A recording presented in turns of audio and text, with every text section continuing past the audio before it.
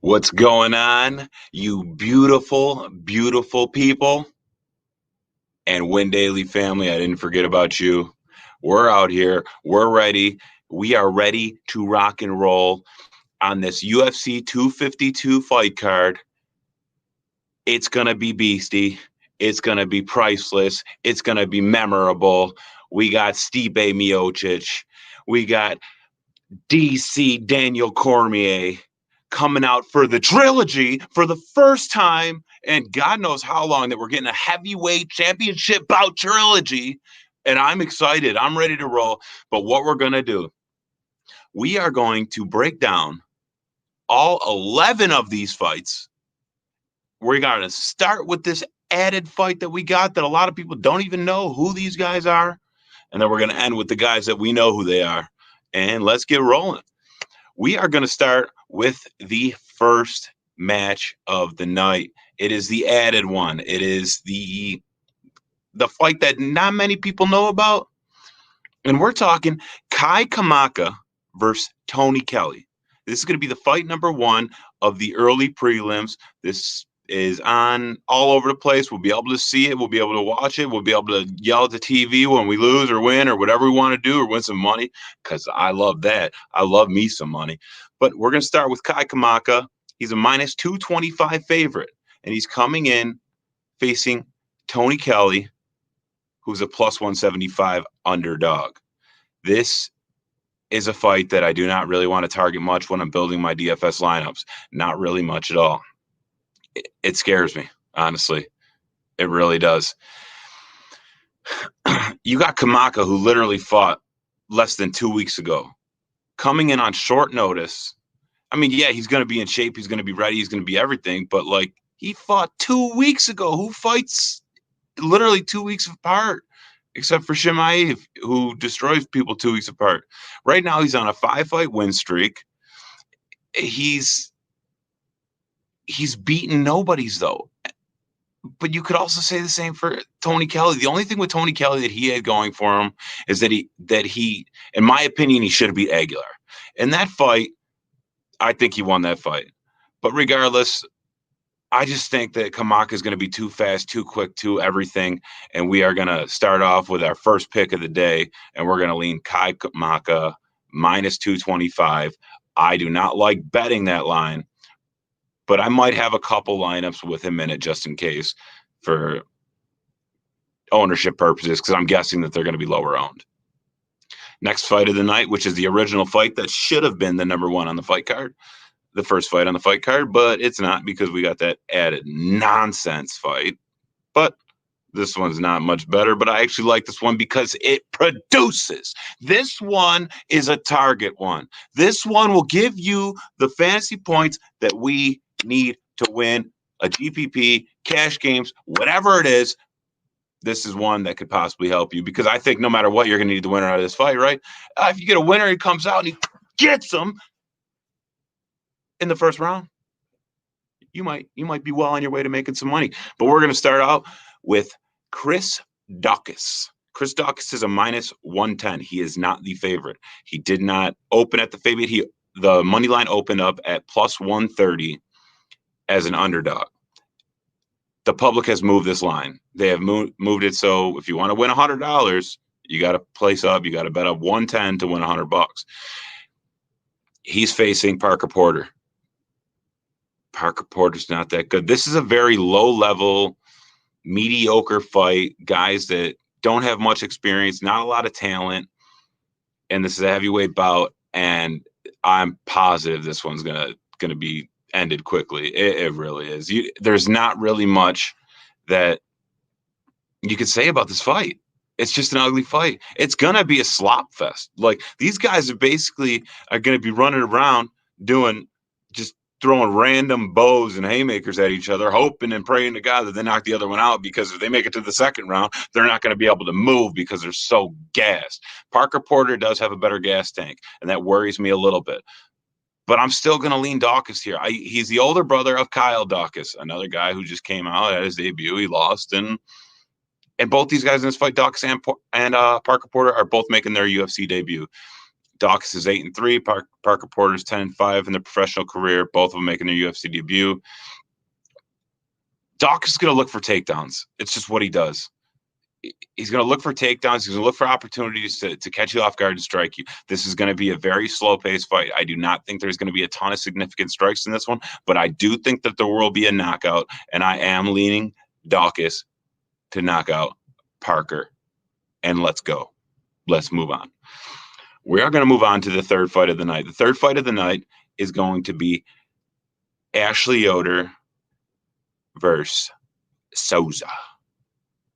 This one's a no-brainer for me just because the one person's nickname is Spider Monkey, which is awesome. How do you get a nickname like that? That's awesome. I like it. Yoder's name is Spider Monkey. What do you go out there? Come on, Spider Monkey. I can't get on board with that. Yoder's 2-4 in her UFC career. She's not that good. The line opened up at 195 and the betting public has been on her, and I do not know why. It is just a situation where you got two women fighters that are, in my opinion, in two different classes at two different points in their career. I feel like Souza's going to come out here and just literally manhandle Yoder. I don't think that she's going to win by a knockout, but I do think this is going to be another decision win, a kind of boring fight. This will be a fight that I'm fading for my DFS lineups for the most part. I might have one or two out of 20 lineups maybe with Souza in it. Other than that, I am not touching Yoder. I am not lighting my money on fire. I am not going to do that at all. It is crazy. Nuts. And we're going to move on to the next one because I'm starting to get bored just thinking about that fight. The next fight, we are going to look at TJ Brown, downtown TJ Brown versus Daniel Chavez. I really like Chavez here. I think that he's going to come out and just work TJ Brown. The line opened up at minus 188, I believe, for TJ Brown's favor. It is now bet down to minus 155, and Chavez is now down to plus 125. The betting public, the public market is on that. A lot of times when betting, you do not want to chase the public money. And this time, I think it's a good situation, a good place to chase the public money. I think this will be one that I'll have a few of just because the victory that Chavez could get here. And I think that it's going to be it's going to come down to the wire, period. And there's a possibility if this goes out, you're going to need the winner of this fight, and it's going to be Chavez in a decision win just because of the salaries of these guys on both DraftKings and FanDuel. Chavez is a striker. He's a better striker. He outkicks. He outstrikes his opponent, and especially TJ Brown. If TJ Brown doesn't go to grappling and just tries to stand and strike with Chavez, he's going to lose, and he's going to lose quick. And that's just how I see that fight rolling. There's not really much more I could say about that fight. Honestly, it is what it is, that fight. And moving on to number 5. Number 5 fight. Guys, don't forget to like, subscribe, do everything you can. Get us out there, get this beautiful face out there because I love you beautiful people. And I'll be able to put out more of these videos. And the more likes we get, the more shares we get, the more comments we get, the more videos you get of me. This face doesn't matter.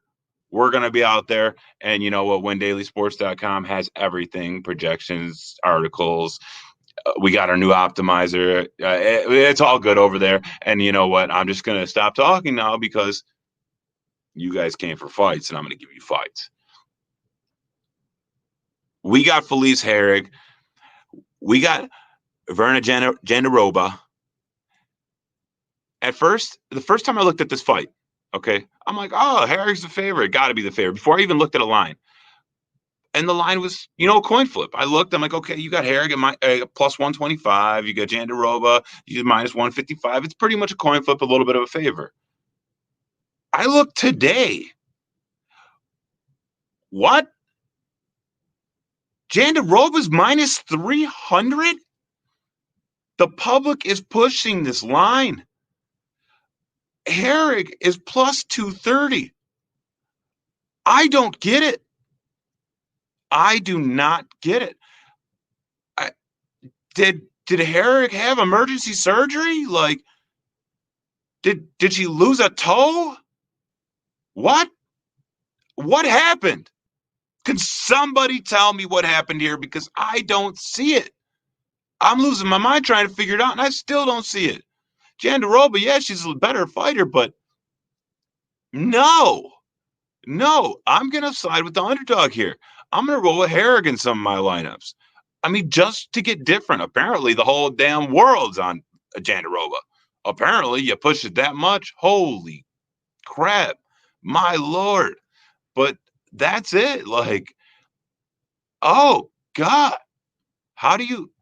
Okay, I'm off that train there. I'm going to go with Herrig in that one and upset. I mean, she has fought the better fighters. Look at her fight log. Look at the fighters she's fought. She's just better. She fought better competition. She has better experience. She could even possibly submit Jandarova. I don't see the stoppage coming from Jandarova herself. She's 1-1 in the UFC. That's it. Yeah, she's a black belt in jiu-jitsu.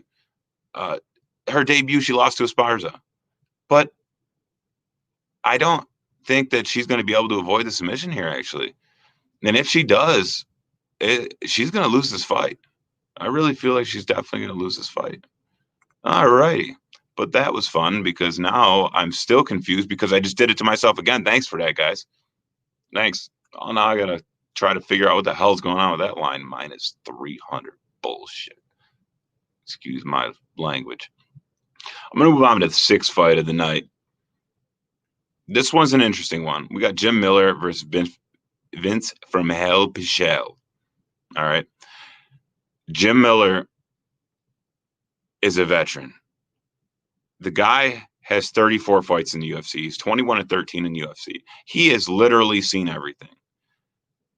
There's not much that he hasn't seen that Pichel possibly put him into. Like, there's nothing. He's a veteran. Yeah, the thing with him, though, is especially now, especially getting later in his career, he's just getting beaten up and knocked out. But I see a path to victory here for him. I really do. If he could take down Pichel and throw a lot of strikes in the full guard and possibly take his back, he could possibly lead to a submission here. Pichel, he's 5-2 in the UFC. I mean, the guy's got heart. The guy's worked up. He was on the Ultimate Fighter. He's never given up. He grinded and grinded and grinded until he got there. And I love to see that out of a fighter. I really do.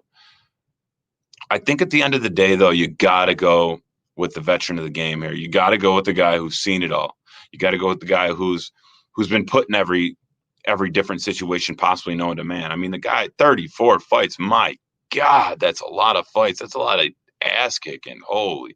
And he lost 13 of them. They were pretty bad losses. A lot of them were pretty bad losses, too. But I'm going to go with Jim Miller in that one. I was originally thinking KO submission. As of today, I kind of changed my mind, and I think he's going to win by decision. I think he's just going to control him on the ground if he gets him down. And Pichel's not going to know what to do. Miller's going to put him into some awkward situations, and that he hasn't seen or done what yet. And that's just about it. Like, there's nothing more to that fight either. I mean, I really like this card. I think a lot of these fights are going to be very competitive, and I think that we could win a lot of money here if we could find the fighters that are going to get the KO victories or submission victories or just produce a ton of points. We could have a monster DFS lineup. And with that being said, I'm going to move on to the main card here. The first fight of the main card, we got John Dodson versus Merab Dvalishvili. So Merab is 4-2 in the UFC, and Dodson is 10-6 in the UFC. Dodson's been around. Dawson's seen a lot too, but I do not see him being a match for Merab here. Dvalishvili is an animal. He's absurd. He looks nuts when he's out there. He has terrible top control, but he has great takedown offense.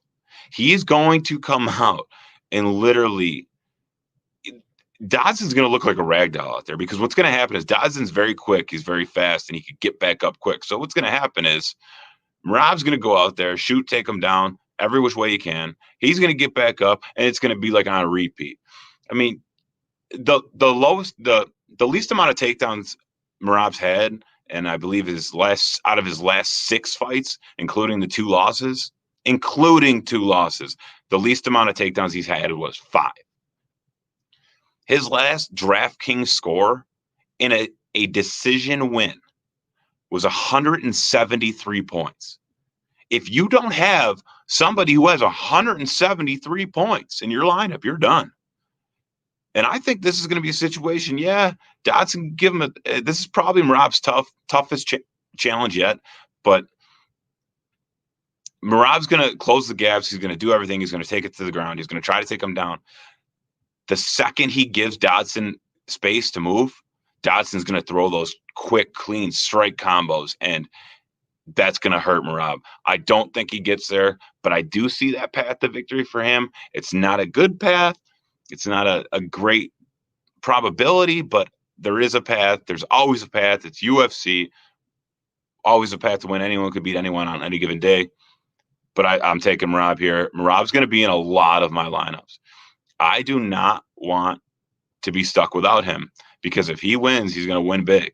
He's going to have a lot of takedowns. These guys had 10, 11, 12, 13, 14, no, not 14, 13 takedowns in some of his fights. Like, that's a lot. That's a lot of takedowns. That's going to put somebody to sleep. That's going to make them tired. It's going to make them not want to fight anymore. And you know what leads to somebody who's tired and they're standing on their feet?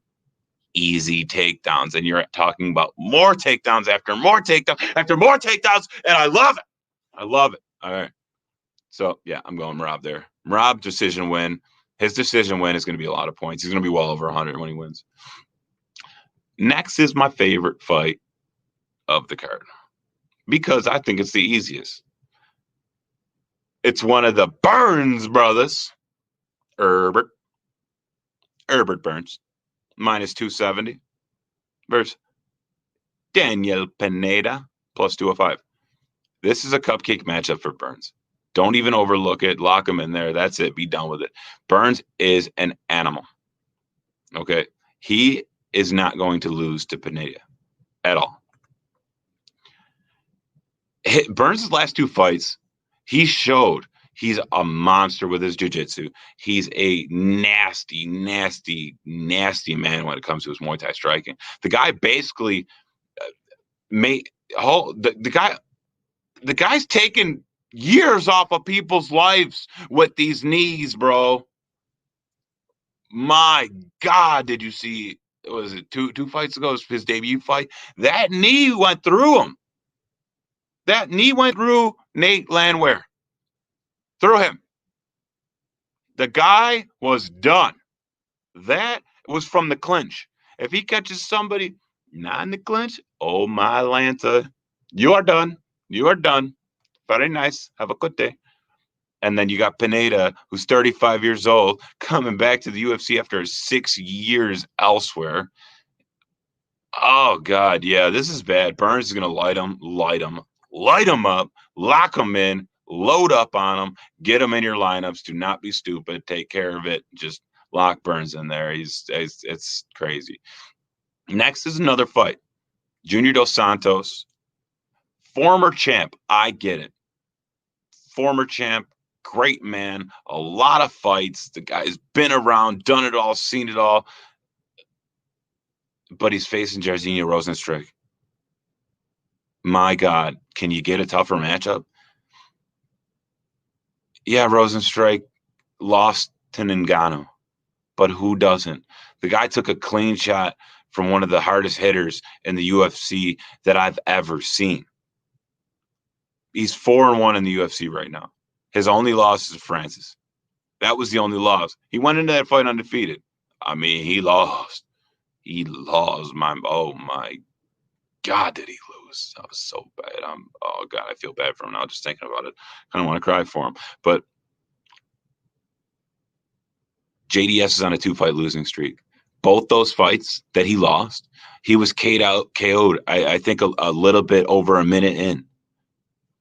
He's done. He's done for. The public is on him, and I don't know why. The public, I'm guessing it's a name thing because that's the only reason that I would be on him. I'm not on JDS, and I'm not on him at all. I'm going to have a lot of Jairzinho because I want my lineups to skyrocket when he throws that. Pow! When he gets home, oh, that hurt my back. I'm just kidding, but that's what JDS is going to be saying. All right. We're going to move on to fight number 10. This is a good one. This is a really good one. This is one I'm excited about. I'm definitely excited about seeing. We have Sugar Sean O'Malley versus Marlon Cheeto Vera. Let me explain, y'all. Sugar Sean O'Malley. Yes, he's 4-0 in the UFC. Yes, he's knocked out his opponents. Yes, he looks good out there. But who has he fought? Oh, tell me, really. What good fighter has O'Malley fought? I'll wait. No, nothing? Yeah, you're right. No one. He has fought nobody. He has come out there. Yes, he's unique. Yes, he could come up from multiple different stances. Yes, he could stand and strike with the best. Yes, he could grapple, but he's not the best grappler. That's what's going to hurt him this fight. He's so used to knocking people out, knocking them out in the first round, getting the knockout, getting the whatever. But now he's facing Marlon Vera. Marlon Vera is a dog. Good luck. If he thinks that he's going to drop Vera with one of his random punches, no, not going to happen, bro. Vera's a beast. Vera has a chin. Vera has a chin like I've never seen. That chin is made of steel. That man is like fighting the devil. He's not going to go away. He's not going to go down, but you need to find your way around him. And I don't think that O'Malley does. I don't. I think Vera's going to win a decision here. Possibly even submit O'Malley. And mark my words, you can come back and get me after this if you want, but it ain't going to happen because Vera's going to win this. Vera just fought Yudon. Before that, he was on a 5-fight winning streak. Yes, he lost to Yudon. In my opinion, he did not lose that fight.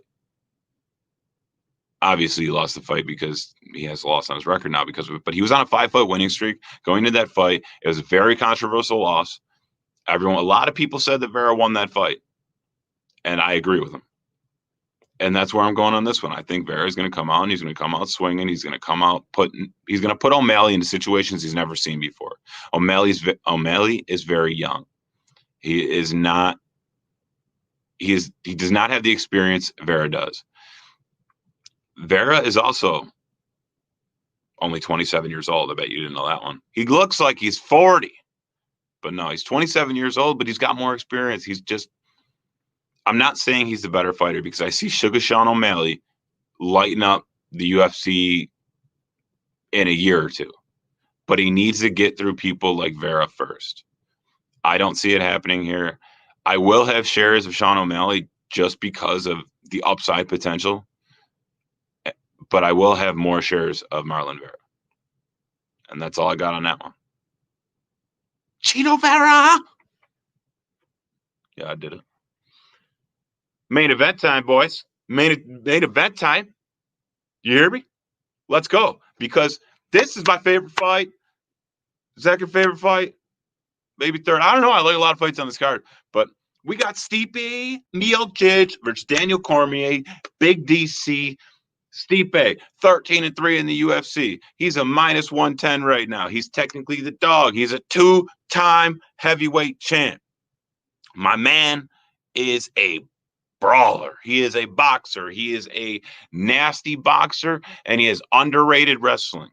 He is going up against Daniel Cormier for the third time. Guess what? Cormier minus 120, 11-3 in the UFC. They both have 3 losses. They've both lost to each other. I will not be upset if you go one way or the other. Cormier has underrated boxing. Stipe has underrated wrestling. Cormier is a former Olympic wrestler. One of the best wrestlers and grapplers I have ever seen in the UFC. He is disgusting. He is the former lightweight. He is the former he's the former light heavyweight, the former heavyweight champion. He's been there, done that. And after this fight, he's retiring. He wants it. I know he wants it. This is the 3rd fight. The first fight, Stipe got caught by DC. It was a very, very rare occurrence. If you were to watch that fight, you'd be like, wow, like he caught him clean. He caught him clean, but it doesn't happen to Stipe too often. And the next fight, it showed who the better overall fighter is, in my opinion. That was Stipe. Stipe lost the first couple of rounds, but came out in the 3rd, and he came out a better gas tank, a better strategy. And then the 4th, he started going to the body. Those were really hurting DC. After a while, he started going to the body, caught him with a couple of headshots, ended up pinned against the cage, and just started teeing off on him, and eventually got the stoppage in the 4th. I do think that this is going to be an exact repeat of their last fight. I don't think everybody, of course, everybody wants to have DC go out on top. He's retiring. He's 41 years old. Everyone wants to see him leave the champ, this and that. But Stipe's still going to be here. Stipe's going to get at it everything he has, so that belt doesn't leave him ever again. He knows that feeling of losing the belt. He's defended that championship 3 times before this, then lost it. Now he's defending it again. I don't think Stipe loses. This could go either way. This is a great fight. This is a great fight card. I'm going with Stipe on this main event card. I think he's going to knock him out. He's going to knock out Cormier in the 4th. Man, I want to thank you guys for even just taking the time in here and just listen to my breakdown, listen to me ramble, listen to me go nuts. But I do it, though, and I do it for you guys. I do it for you, all you beautiful, crazy people out there, my Win Daily family. I do it for everyone.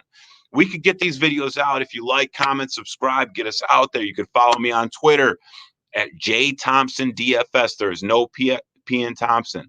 We got this. We can help you win. Wherever I'm at, you could be at. Let's do this. Let's take it down. Let's get ready to destroy UFC 252 and get ready to make some money. And let's get ready to count our banks. Let's just do it. Let's get it done. See you there. See you on the winner's circle.